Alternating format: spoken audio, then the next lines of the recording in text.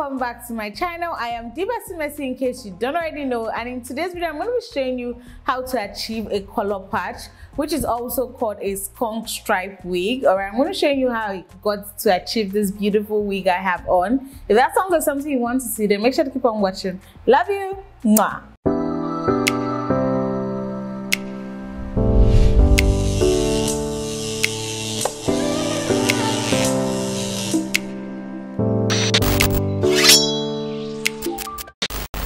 Lovelies, the wig we're going to be using today is from Atina Hair. I'm going to leave every details about them in the description box below, so make sure to check them out. Alright, so this is what came in the box. It came with a wig cap, it came with this gorgeous scarf, it came with an edge brush, and it also came with an alligator clip. Alright, so I'm just going to go ahead to discuss a little bit about the details of this wig. It's an 18 inches wig and a 200% density. Alright, this is what the wig looks like straight out of the box. This is how it came. It came pre-plucked and it came pre-bleached.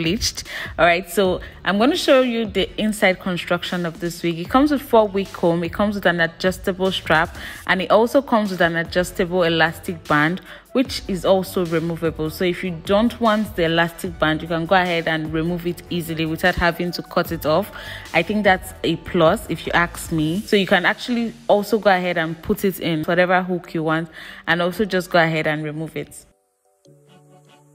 So I'm just going to go ahead to our color patch process. For this color patch process, you'll be needing your developer, your bleach. You're also going to need a good conditioner, your shimmer light shampoo, and also the dye you're going to be using. For this dye, I used 2 bottles of jet black and 1 bottle of the electric lime. So I'm just going to go ahead and pat out where I'm going to put the patch. Alright, so you can go ahead to do this at the back, you can go ahead to do this in the front. I'm only going to be doing this in the front because that's just kind of vibe I'm going for, but you don't have to. You can go ahead to do front, side, wherever you want it. Is actually fine. And I think the part I picked for this first part, because I actually went ahead to do it twice, the part I picked for this first, I discovered it was too small for what I would like. So I'm just going to go ahead and use my Got2b spray and just spray on the rest of the hair, just to keep it away from the bleach, because we're going to be bleaching the patch first of all. So you want your patch to be this consistency. You don't want it to be too thick, so you can actually go into the hair and work properly. So I'm just going to go ahead and start patting it and then apply my bleach.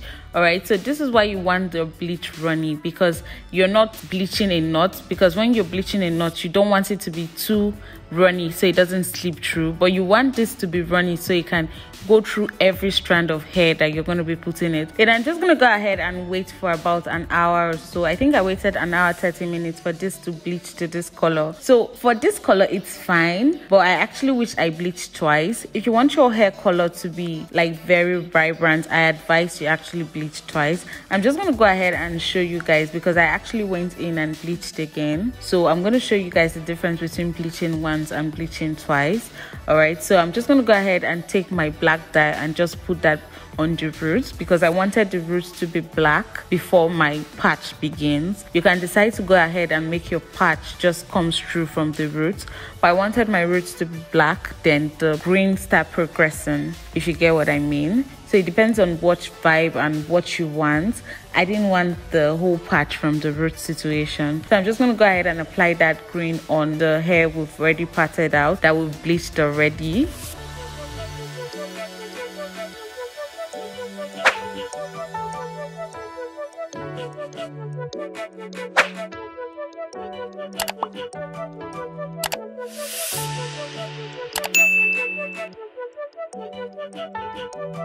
So after I'm done applying the green, I actually just went ahead to dye the rest of the hair jet black. Alright, like I said before, I used 2 bottles of jet black to achieve this, and I already have a tutorial on that. You can check it up here. I'm going to leave it up here. Then I'm just going to take that edge brush and kind of swoop in everything. Make sure that I get those bleached hairs, make sure I get everything and the roots.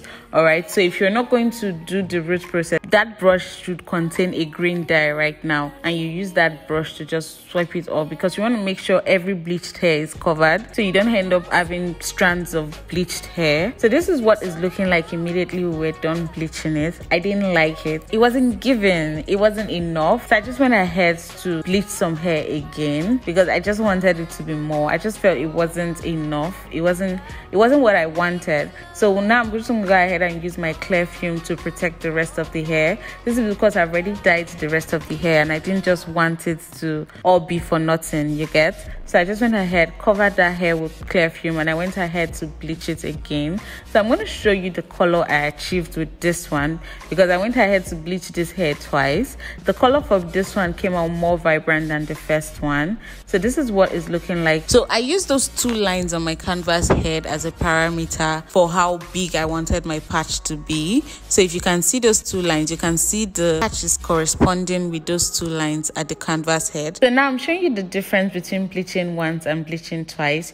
You can literally see that color difference and how one is more vibrant than the other one. I had to bleach twice because I've already gone ahead to dye the hair jet black. It just didn't give me that first result I wanted, so I bleached it again and it was very light. I'm just going to go ahead with my heat protectant spray. That's a bit too much, all right? So I'm going to go ahead with that, spray that in on the hair, and then I'm going to go ahead with my flat iron and just comb that frontal. This wig, like I said already, came like this. It came pre-plucked like this. Look at that hairline, guys. It's giving, like, you can't even tell me anything. That hairline is giving, like, literally not plucked and bleached like this. It came like this. I didn't pluck it, I didn't bleach it, I didn't do anything to it. So I'm just going to go ahead and install the wig very quickly for you guys, just so you see the outcome of what we worked on and how it came out. So I went ahead to do my bud cap method off camera. I'm just going to go ahead with alcohol and clean my edges to remove any crease. And then this is the hair. I've already gone ahead to coil it up a bit, and I pin coiled it because this is actually a straight wig, but I just wanted it to have kind of a wavy like texture going on. Is it texture now? I just wanted it to have that wavy form going on. So I'm just going to go ahead and glue the wig down. I'm going to be using the 5D glue. This is my first time actually using it.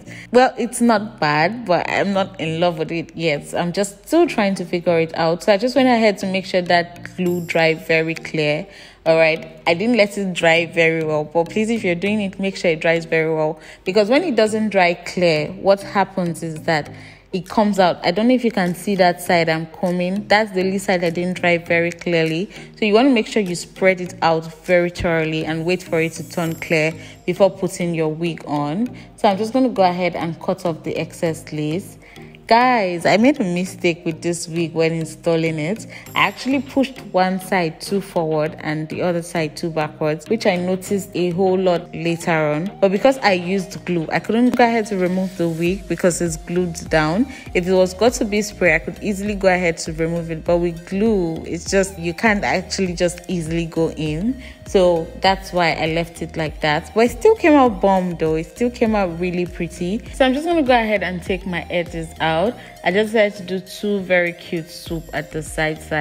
Alright, I'm going to go ahead and take my holding spray and just spray down on my lace and on the edges too, just to have it very flat. So now I'm just going to go in with this very cute flat iron I just found. I'm going to go in and kind of curl the baby hair up a bit, so I'm able to lay it more and, you know, have that perfect swoop. All right, that's just what it helps with when you flat iron it first or when you coil it up first. So now I'm just defining my grades with a concealer, defining that center part. Then I'm just going to go ahead with a take home and just do what I'm doing basically on the middle part.